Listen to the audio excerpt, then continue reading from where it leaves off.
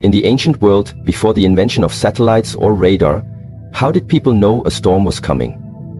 They listened. They watched. They noticed how the birds stopped singing. They noticed how the animals became restless. The air became thick. The leaves whispered with a strange urgency. The sky took on a color that felt unnatural. The stillness, the pressure, the silence that arrived before the storm.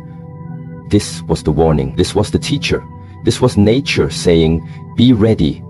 Long before the rain fell or the wind howled, the message was already being spoken, not in words, but in signs. Those who had trained their senses could understand the message. Those who lived in constant noise and distraction, they missed it entirely. In our modern world, we have lost this sensitivity. We have replaced awareness with distraction, presence with productivity, and silence with stimulation. Most people are too busy to notice what is arriving. And so, when the storm finally comes, when the shift takes place, when the divine test arrives, they are caught off guard, unprepared, and fragile. But the signs were always there. God does not send transformation without first sending warnings. The universe is not chaotic. It whispers before it roars, and it always gives the soul a chance to prepare. You are living in one of those whispered moments. You may feel it as restlessness. You may feel it as discomfort in familiar places. You may feel like something is ending, but can't yet see what is beginning. You may notice that you no longer find peace in the same distractions. You may find yourself searching for answers that you don't know how to ask for.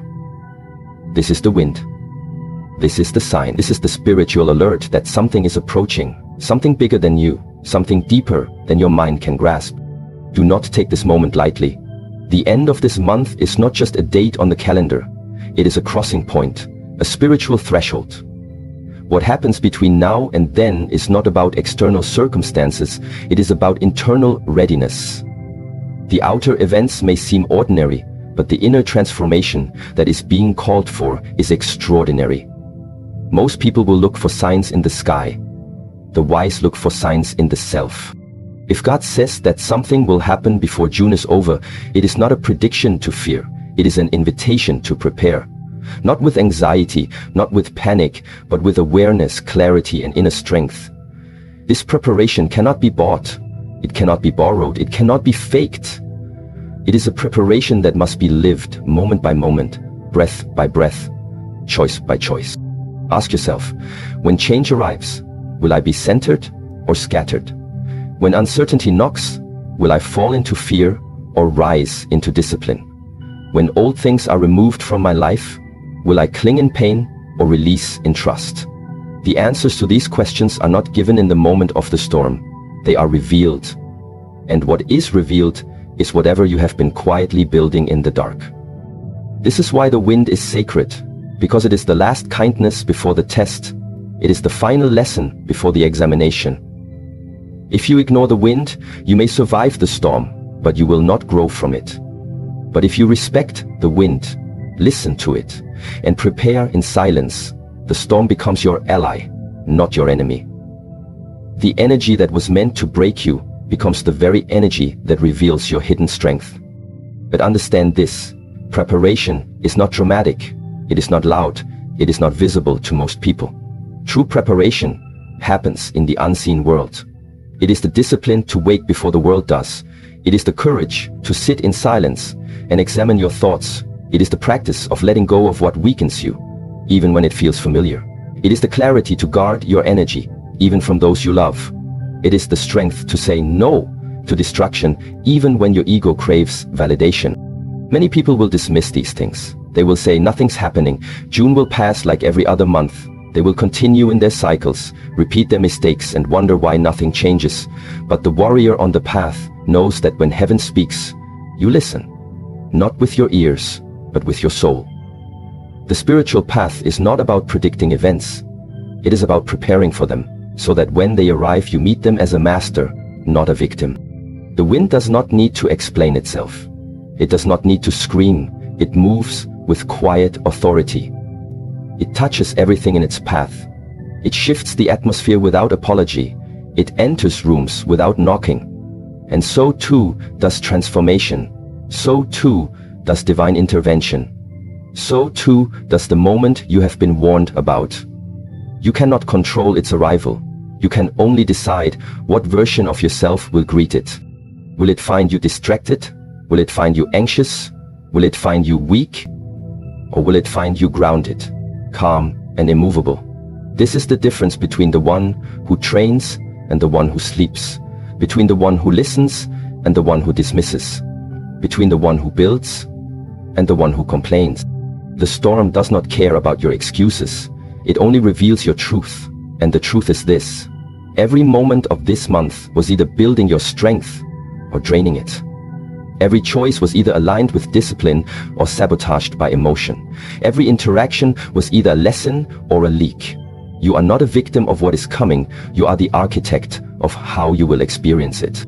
This is what spiritual training is. It is not about avoiding pain. It is not about controlling outcomes. It is about sharpening your perception so finely that you feel the shift before others see it. You sense the pressure before it explodes. You respond with grace while others react in fear. You are the stillness in the center of the chaos. You are the fire that does not burn, the sword that does not rust, the tree that does not fall. But this level of presence cannot be faked. It cannot be rushed. It must be earned. It must be forged in the quiet hours when no one is watching. In the small sacrifices, in the unnoticed acts of courage, in the silent disciplines, in the forgiveness that frees you, in the thoughts you do not indulge, in the emotions you choose to master instead of obey. All of this is your training. All of this is your preparation. And now the wind has come. The whisper is growing louder. The pressure is increasing. The signs are everywhere, not in headlines, but in your own spirit. You feel it, you know it. Something is arriving, not to destroy you, but to test the quality of your awareness. To ask you, have you been preparing or pretending? Because when June ends, something shifts. Maybe not in the world, maybe not in the visible, but in your alignment with your purpose, in your clarity about what must stay and what must go, in your courage to walk forward without waiting for permission. This is the doorway. This is the moment. This is the threshold between the version of you that was surviving and the version of you that is ready to lead. But you cannot cross it with noise. You cannot cross it with fear. You cannot cross it with laziness. You must meet it as the wind meets the mountain. Without resistance, without apology, with full presence. This is how you rise. This is how you align. This is how you honor the warning that was given to you out of divine mercy, not divine punishment. So listen again, not with your ears, but with your soul. What is the wind saying to you? What is the lesson in your restlessness? What is the invitation behind your discomfort? What must be released and what must be sharpened? These are not small questions. They are sacred ones. Because when the storm arrives, when the test appears, when the silence breaks into transformation, you will not have time to prepare. You will only have time to respond. And how you respond will be the echo of every choice you made in secret. So take these final days as a sacred gift. Not because of what you fear might happen, but because of who you are being called to become. And remember, the wind always warns before the storm. The only question is, are you listening? When the winds shift, when silence thickens, and when the world seems to pause with a strange tension in the air, most people do not listen. They react. They interpret the stillness as unimportant. They confuse peace with safety, and they mistake delay for escape. But spiritual laws are not like human routines. What you do not respond to with discipline, you will face later with regret. That is the law. When a warning is given, when God allows a whisper to reach your spirit, it is not a moment to wait and wonder. It is a call to prepare. But preparation is a foreign concept to the undisciplined. The undisciplined crave comfort. They are addicted to motion, to emotion, to validation. They interpret a warning as fear-mongering, and they run to distractions instead of truth. When a teacher speaks, they scroll. When a storm brews, they sleep. When the soul feels the pull to change, they negotiate instead of surrendering. And this is why, when transformation arrives, they panic, because they never truly believed it would come. They heard the words, but did not carry them in their bones. They were too busy to notice, too distracted to feel, too proud to bow. So when the moment comes, when the shift happens before June ends, they will not be ready, not because the divine did not warn them, but because they ignored every moment they were given to prepare. On the other path walk the disciplined. The disciplined do not wait to be told twice. The disciplined do not live according to emotions. The disciplined do not seek excitement, they seek alignment. The moment the whisper is heard, the disciplined adjust. When the body feels restlessness, they sit and listen. When a teaching resonates, they write it down, reflect and embody it. When a lesson repeats itself, they stop blaming the world and start refining the self. This is not because they are better, it is because they have suffered. They have learned that the price of ignoring inner truth is far greater than the discomfort of preparation. So they move in silence. They remove what weakens them. They examine what they consume. They reduce noise and increase presence. They train their mind like a sword, sharp, still and steady. When others ask, "What are you preparing for?" the disciplined answer, "For the moment that finds most people sleeping." This is the separation that will occur before June is over. Not a separation of people, but of readiness. The undisciplined will panic. The disciplined will prepare. Not because one is favored by God, but because one chose to listen. The path of the disciplined is not easy. It is filled with solitude. It is a quiet walk. While the world chases success, they chase stillness. While others seek validation, they seek truth. And while the undisciplined spend their time complaining about circumstances, the disciplined are shaping themselves into the kind of person who can endure any circumstance with grace. To prepare is not to be afraid. It is to respect time. It is to recognize that life is sacred and opportunities are fleeting. It is to understand that the way you do one thing is the way you do everything. So the disciplined prepare not only for the storm, they prepare for every sunrise, every meal, every word they speak. They prepare through intention. They prepare by living in alignment with their values, even when no one is watching, especially when no one is watching. If something is to occur before June is over, and if the divine has allowed you to feel that something is coming, then this is not a time to guess or delay. This is a time to eliminate what steals your energy. This is a time to ask hard questions. Who am I when no one is looking? Where is my attention flowing? What am I giving my time to? If a storm arrived today, would I fall apart or stand strong? The disciplined do not need answers from the sky. They do not demand signs. They already know that every breath is a chance to prepare, that every challenge is a disguised training ground, that every moment is sacred. The undisciplined, however, will wait for confirmation. They need external validation before they move. They need someone to tell them what to do. They need the storm to be visible before they react. But by then, it will be too late. Preparation is not something you do when the storm arrives. It is what you live by before the clouds gather. Once the storm begins, there is no more time to prepare, only time to act. And how you act is a reflection of how you have lived up until that moment. So you see, the great difference between people is not intelligence. It is not background. It is not knowledge. It is discipline. It is the ability to do what must be done before you are forced to do it. The undisciplined wait until consequences force them to change. The disciplined change because they understand the rhythm of life. They recognize when the energy shifts. They listen to their intuition. They train for what others pretend will never arrive. To live without discipline is to gamble with your future. It is to hope that luck will save you when preparation could have. It is to expect that a good heart is enough to withstand the weight of an untrained mind. It is to walk into the forest without a compass, hoping you will not get lost. The undisciplined hope. The disciplined build. And what must be built now is not external, not a house, not a business, not a status. What must be built is internal. Inner calm, inner control, inner strength. These are the tools that will serve you when June ends and the storm has arrived. When people panic, it is not because the world is falling apart. It is because their inner world was already fragile. When you have not trained your mind, even small problems feel like disasters. But when you have trained your mind, even great disruptions become manageable. So now is the moment. Not when the event begins, not when the change takes form. Now, in the stillness, in the ordinary. What you do now will determine who you are when the month ends. How you think, how you act, what you choose to focus on. These are the seeds. And when the rain comes, what you have planted will either nourish you or haunt you. The disciplined understand this law. That is why they do not wait.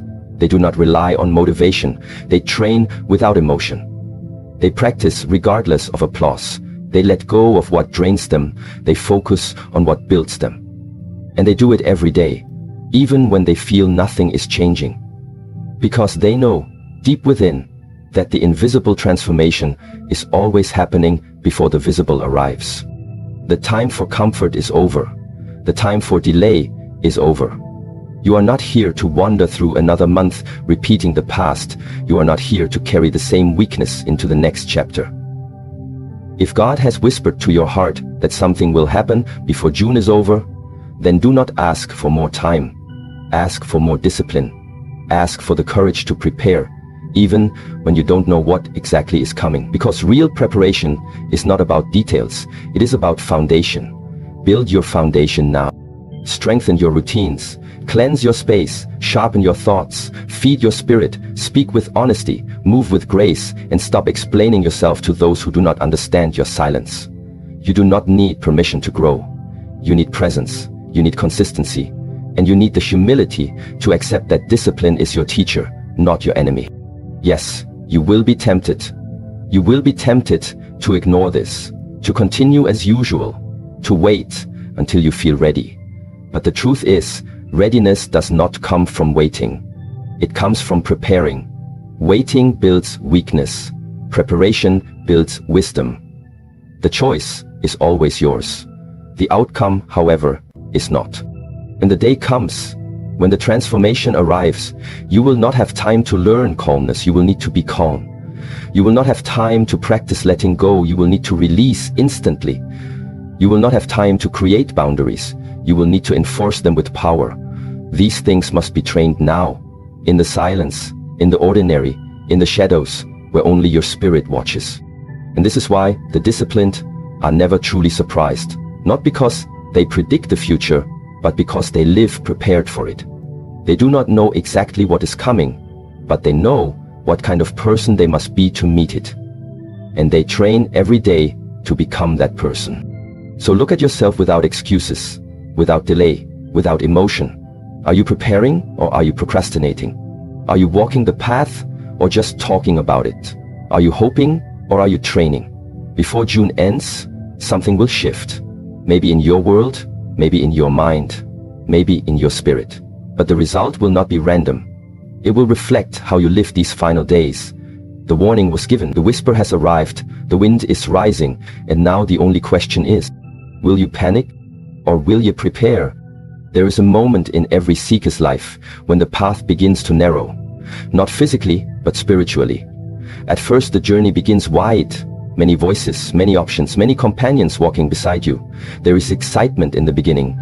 The teachings are fresh, the changes are dramatic, the progress is visible. You feel supported by others who are walking similar roads. But then something starts to happen. The deeper you go, the fewer people understand you. The more silent you become, the more isolated you feel. The further you progress, the more intense the inner demands become. This is the narrowing of the path. And it is not a punishment. It is a sacred sign. There is no wide gate to mastery, no crowded highway to spiritual awakening. The deeper truths are not found where everyone is looking. They are revealed in solitude, in discomfort, in uncertainty. The path narrows to protect what is sacred. It narrows to show you who is truly walking and who is only wandering. It narrows so that what is false can no longer walk with you. And when it narrows, the undisciplined turn back, but the courageous move forward. Before June is over, this narrowing will intensify. You may feel it already. Old habits suddenly feel unbearable. Old conversations drain your energy faster than ever. Certain people you once resonated with now feel foreign. Places that once gave you joy now make you restless. This is not something wrong. This is not an error. This is the echo of your growth. It is your spirit shedding the unnecessary. The soul preparing you for the threshold. The divine closing doors so you no longer hide, in rooms that were too small for your destiny. But this narrowing is not comfortable. It requires courage. Courage to be misunderstood. Courage to be alone. Courage to let go of what once made you feel safe. The path will not always offer applause. It will not always provide company. It will not always be filled with signs that you are on the right track. Sometimes the silence is the sign. Sometimes the loneliness is the proof. Sometimes the absence of support is the exact pressure that builds your inner power. People often ask, how do I know I'm growing? The answer is not in how many people agree with you. It's not in how many followers you have or how much validation you receive. Growth shows up in how much you're willing to lose for truth. It shows up in how much silence you can sit in without reaching for a distraction. It shows up in how deeply you trust your path, even when the road is empty. And that is the essence of this moment. What is coming before the end of this month is not a grand announcement. It is not a visible explosion. It is a shift that only those walking the narrow path will fully feel. It is a moment that separates the talkers from the doers, the believers from the seekers, the spiritual tourists from the silent warriors. You do not need to fear it, but you must not ignore it, because once the path narrows, going back is not an option. What once fit in your life no longer belongs there. What once made sense now feels heavy. You cannot force the past into the present without suffering. To walk the narrowing path, you must become light. You must release the baggage of overthinking. You must surrender the masks you wore to please others. You must let go of the need to explain your decisions to those who don't see your vision. This is not about arrogance. This is about alignment. There is a voice inside you that is getting clearer. A direction that is calling you with more urgency. You cannot walk that way and carry everyone's expectations. You cannot climb the mountain and hold on to every opinion. And this is the test. Not everyone will understand your silence. Not everyone will applaud your discipline. Not everyone will accept your transformation. Some will try to pull you back to who you used to be, not because they are evil, but because your growth threatens their comfort. And this is where courage is required. Not the courage to fight them, but the courage to keep walking with compassion, the courage to bless them and continue on your path. The courage to trust that what you are becoming is more important than who you used to be. There is a loneliness to transformation that no one talks about. There is an ache in becoming that no book can prepare you for. But this ache is holy. It is the dissolving of illusions. It is the pruning of what is false. It is the refinement of your spirit. And it is only those who have the courage to stay in that fire that come out forged, focused, and free. As the path narrows, you will notice your senses becoming sharper.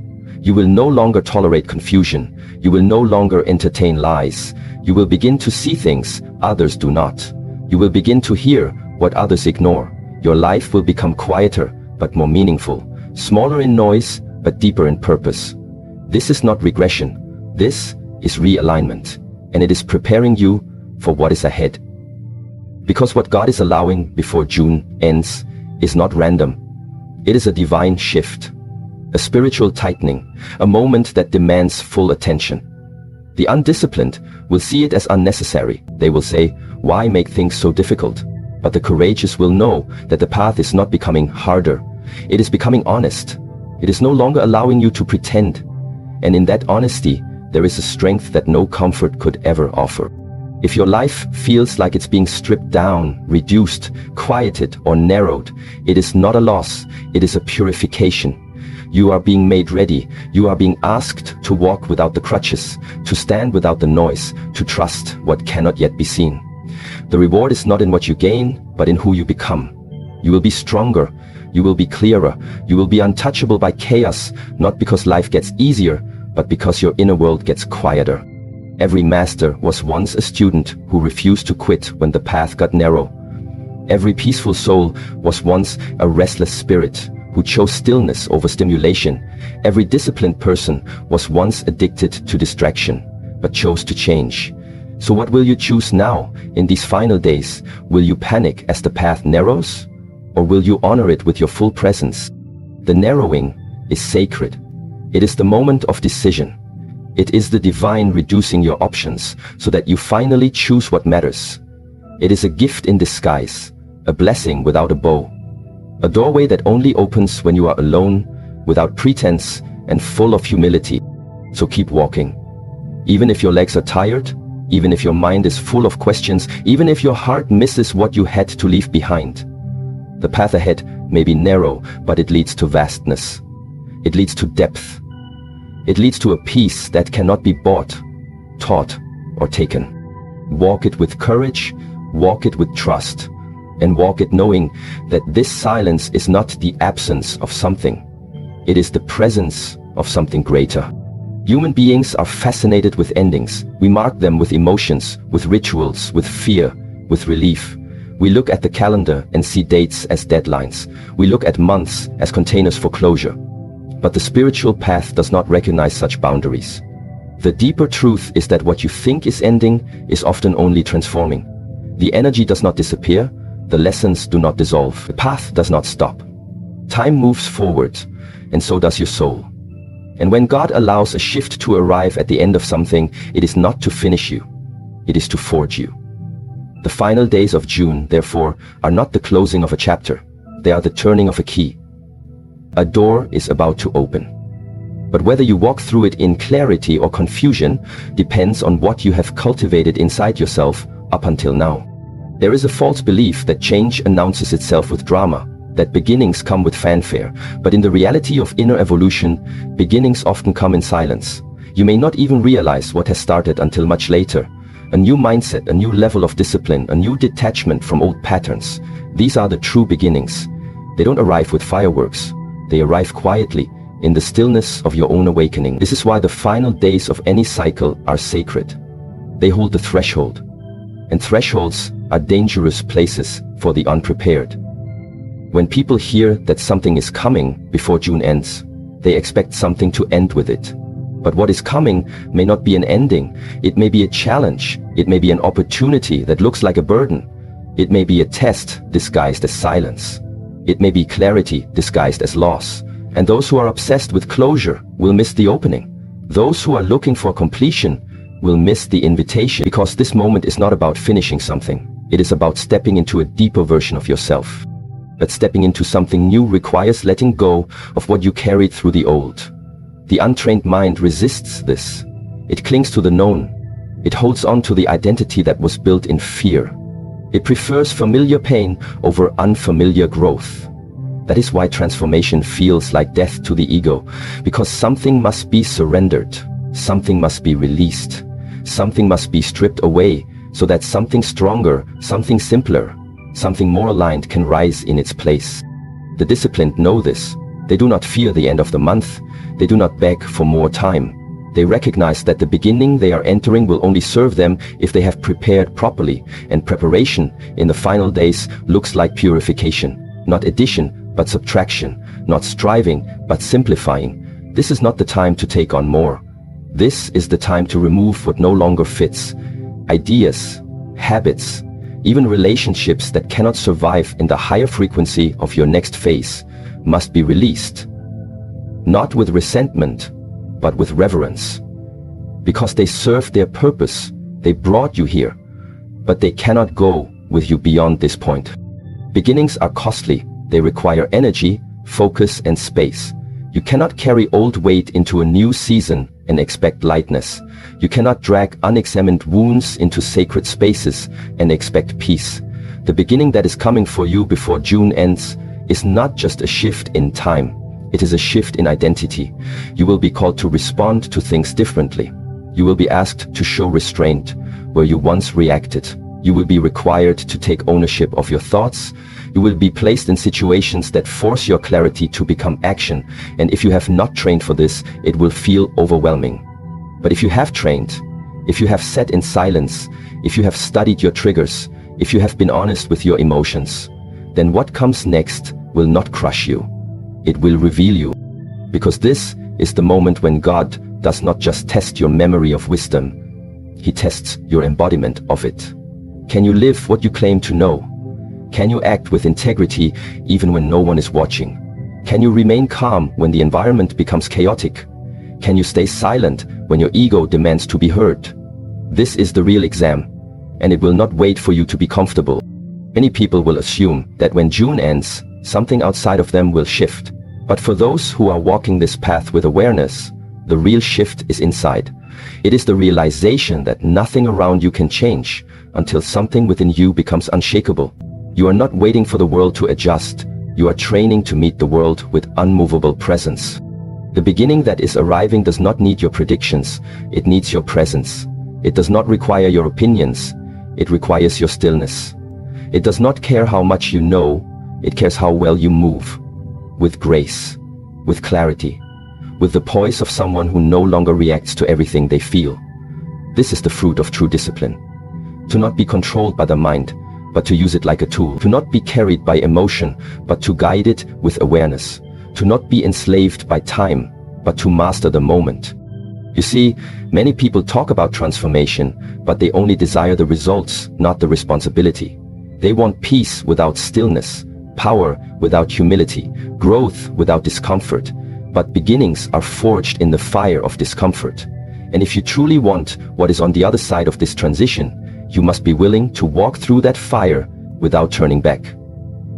The final days are asking you to prove something, not to the world but to yourself. They are asking you, did you learn the lesson or just memorize the words? They are asking you, are you living with intention or are you drifting again? They are asking you, can you honor this moment even if no one claps for you? Because this next phase is not about being seen, it is about being real. And realness on the spiritual path is rare. It is earned through humility, honesty, and relentless discipline. There is no more room for pretending, no more time for halfway healing, no more space for blaming. You are being asked to step into full responsibility. You are being asked to carry your own soul, to guard your energy like sacred flame, to speak only what you mean, to mean only what is true. This is the posture that opens the door. This is the key to the beginning you are being prepared for. And yes, it will come quietly. It may look like nothing has changed, but the changes will be revealed in how you respond to life, in how you hold your peace, in how you move through uncertainty without losing your center. The beginning is not loud. It is subtle. It is sacred. And only those who have cultivated stillness will recognize its arrival. So these final days, treat them with reverence. Treat them as sacred ground. Slow down, reflect, forgive, release, train, listen. Do not waste this window of preparation hoping for a sign. You are the sign. Your readiness is the signal. And once this threshold is crossed, the time for reflection ends. The time for action begins. You will either enter the next season as the version of yourself that was created by discipline, or you will drag forward the self that was shaped by delay. That is the choice. That is the separation. That is the point of this divine warning. And in that truth lies the gift. The beginning is not being forced upon you. It is being offered to you. Whether you walk into it prepared is not up to fate. It is up to the practice you keep when no one is watching. So let these last days be your training ground. Let them be your proving ground. Let them refine you, humble you, awaken you. Because what is coming is not the end. It is the beginning.